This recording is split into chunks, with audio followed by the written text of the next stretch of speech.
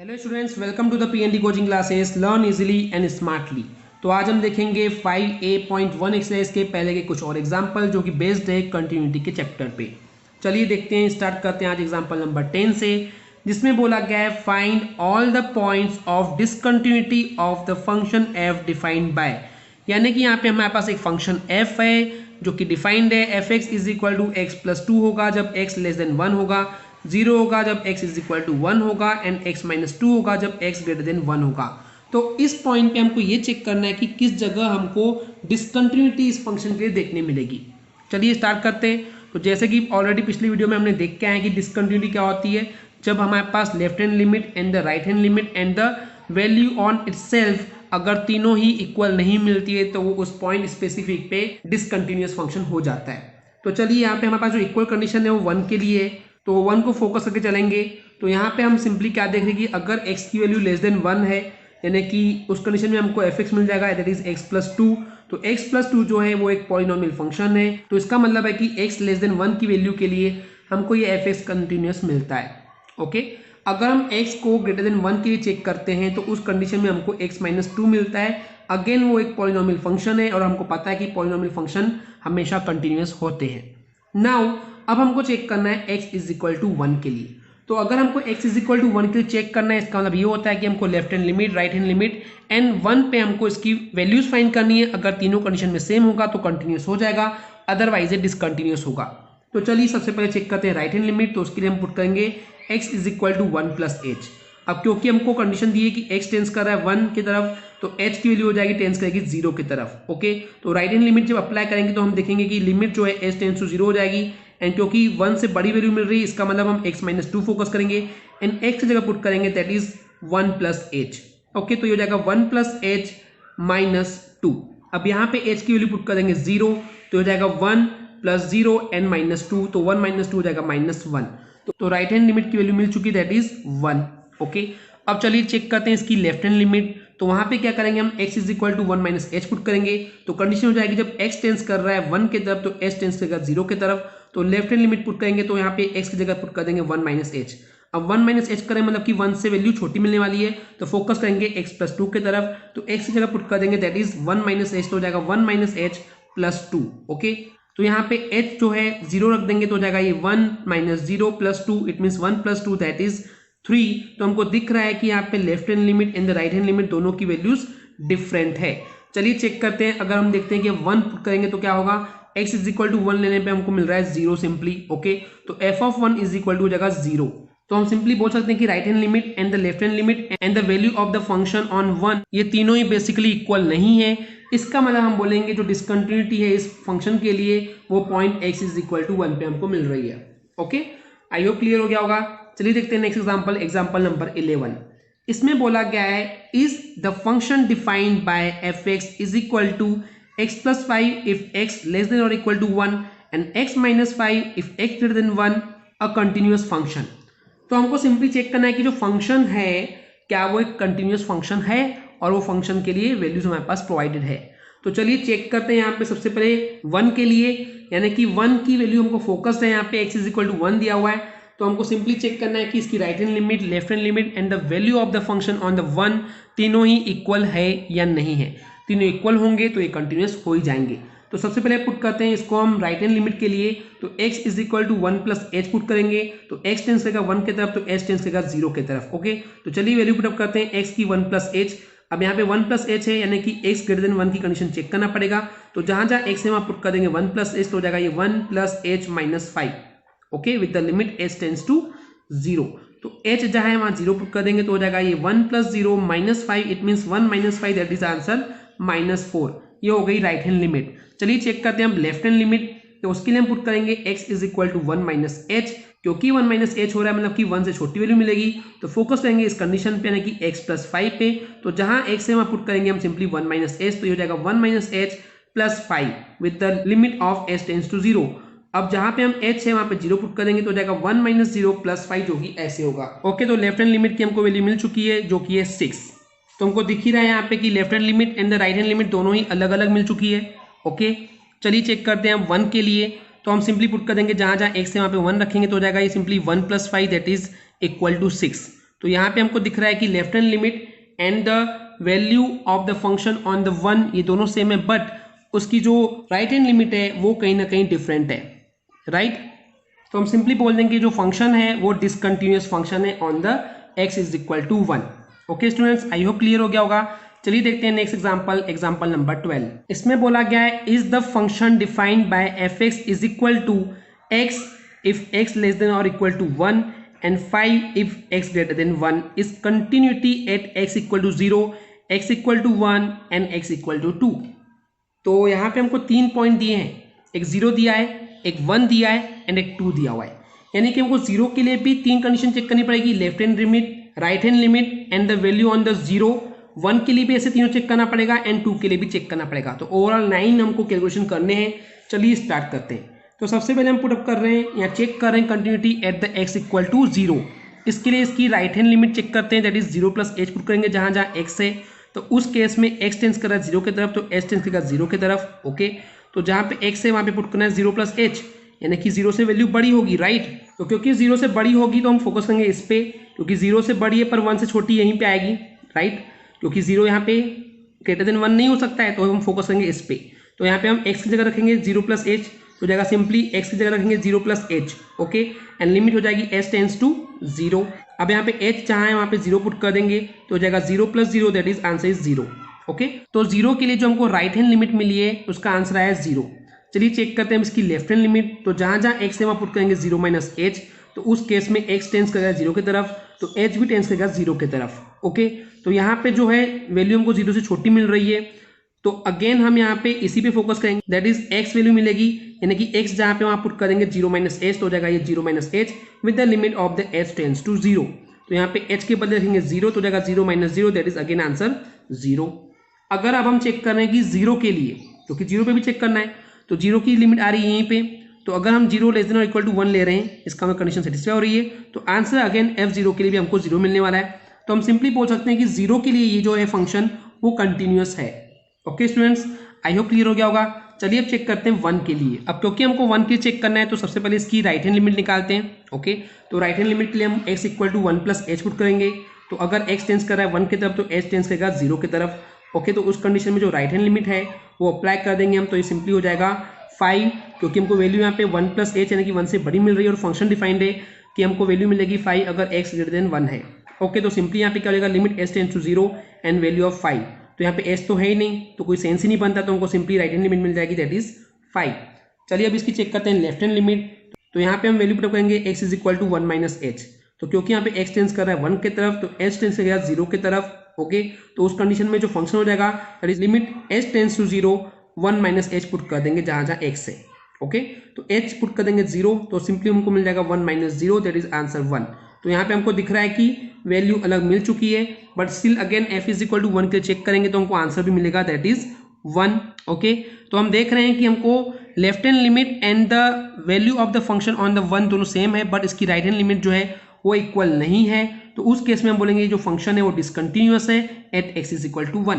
यानी कि एक फंक्शन 0 के लिए कंटिन्यूअस हो सकता है पर वही फंक्शन 1 के लिए डिसकंटिन्यूअस भी हो सकता है। हमको एक कंक्लूजन पॉइंट समझ में आ रहा है। ओके, तो चलिए अब चेक करते हैं x इज इक्वल टू 2 के लिए।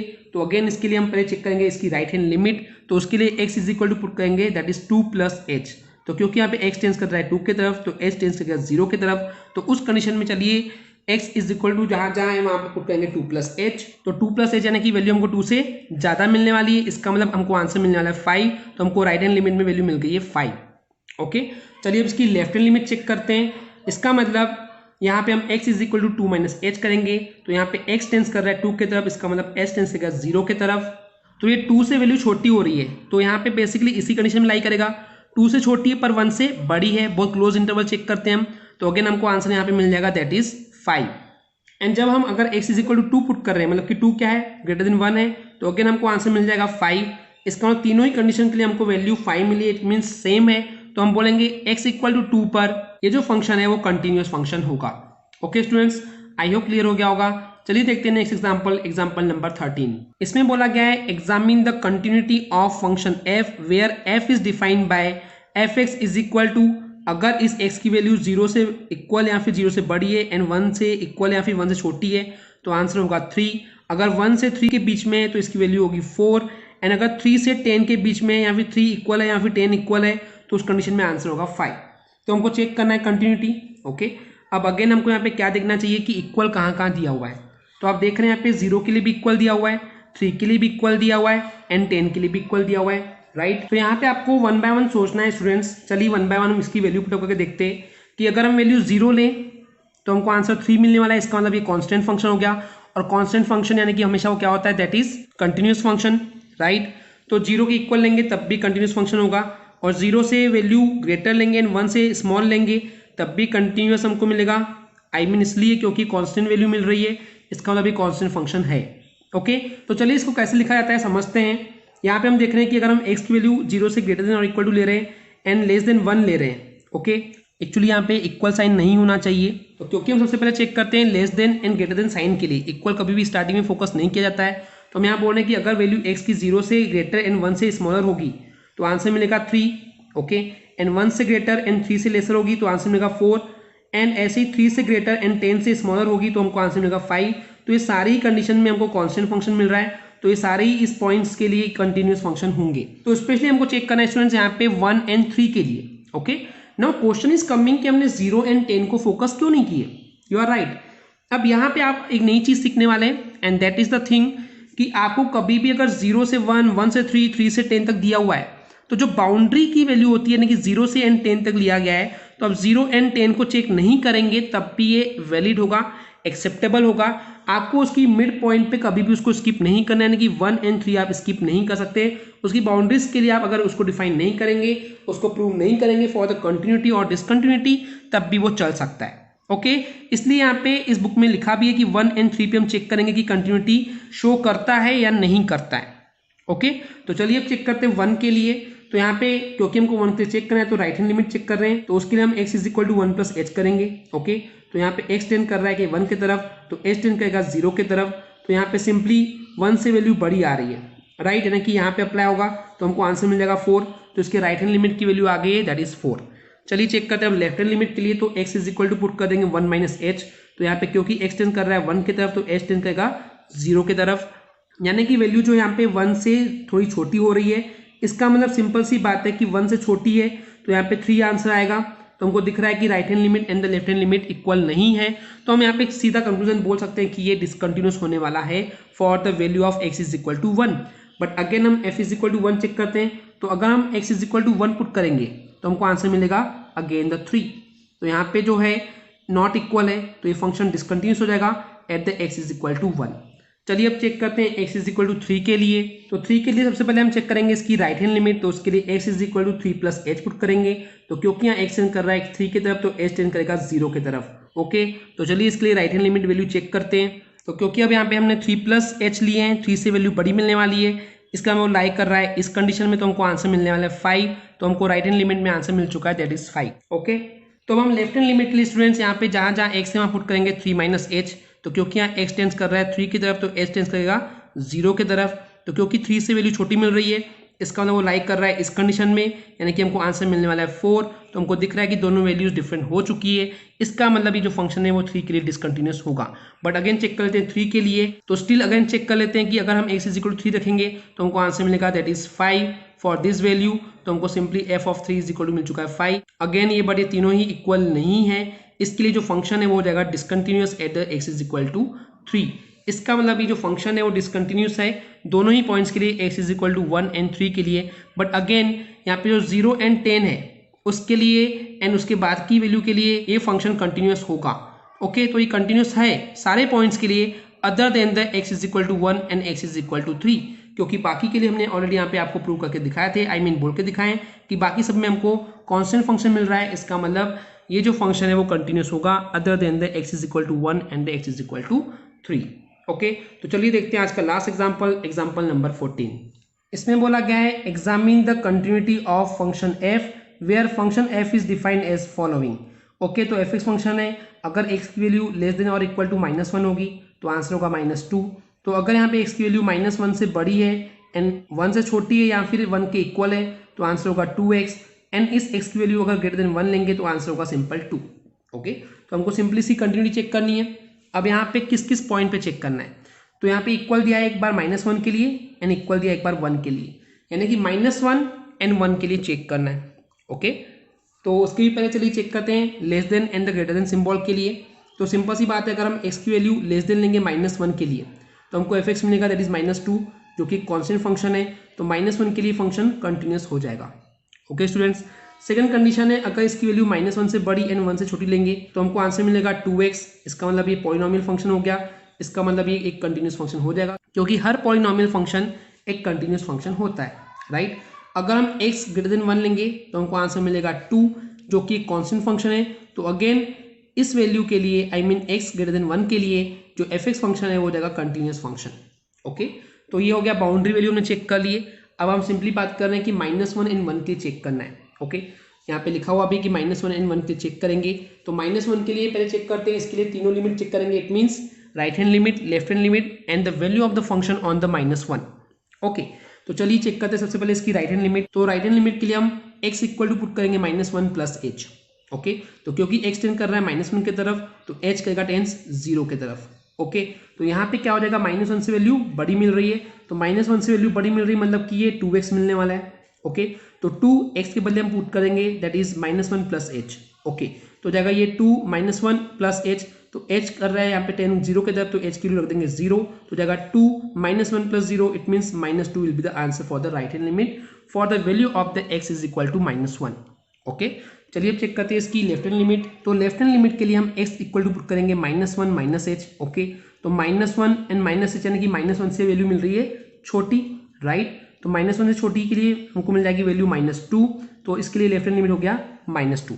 अब -1 के लिए चेक करते हैं, तो जब x इक्वल टू -1 था तो अगेन हमको वैल्यू मिली -2, तो तीनों ही कंडीशन में हमको आंसर सेम मिल रहा है, तो ये -1 के लिए हो जाएगा कंटिन्यूअस। ओके, चलिए अब चेक करते हैं x इज इक्वल टू 1 के लिए। तो सबसे पहले चेक करेंगे हम इसकी राइट हैंड लिमिट के लिए, तो जहां जहां x है वहां पुट करेंगे 1 प्लस h। ओके, तो क्योंकि x टेंड कर रहा है 1 की तरफ तो h टेंड करेगा 0 की तरफ। ओके, तो 1 से वैल्यू बड़ी मिल रही है, इसका मतलब हम रखेंगे इसके आंसर आएगा 2। ओके, तो राइट हैंड लिमिट की वैल्यू आ चुकी है 2। चलिए अब इसकी लेफ्ट हैंड लिमिट चेक करते हैं, तो जहां जहां x है वहां रखेंगे हम 1 माइनस h, तो क्योंकि x टेंस कर रहा है 1 की तरफ तो h करेगा टेंस 0 की तरफ। ओके, यानी कि 1 से वैल्यू छोटी मिल रही है, तो वैल्यू अगर 1 से छोटी मिल रही है इसका मतलब इस कैटेगरी में आ रहा है, तो 2x हो जाएगा। तो 2x की जगह रखेंगे हम 1 माइनस h। ओके, तो जहां h है वहां रखेंगे 0, तो जाएगा ये 2 1 माइनस 0, तो 2 1 हो जाएगा 2। Again the answer is same. Okay, चलिए चेक करते हैं 1 के लिए, तो अगर हम x इज इक्वल टू 1 रखेंगे तो हमको आंसर मिलेगा दैट इज 2x। इसका मतलब हो जाएगा 2 1 ज़ा 2, तो तीनों के लिए हमको वैल्यू सेम मिली दैट इज 2, तो इसका मतलब ये x इज इक्वल टू 1 के लिए भी एक फंक्शन कंटिन्यूअस होगा। ओके स्टूडेंट्स, तो बेसिकली सभी वैल्यूज के लिए बोल सकते हैं फंक्शन कैसा है, कंटिन्यूअस है। ओके, आई होप आपको क्लियर हो गया होगा। अगर आपको हमारी वीडियो से कुछ भी सीखने मिला या नॉलेज मिला तो प्लीज़ हमारे चैनल को सब्सक्राइब कीजिए एंड वीडियो को लाइक ज़रूर करें। आज के लिए इतना ही, थैंक यू।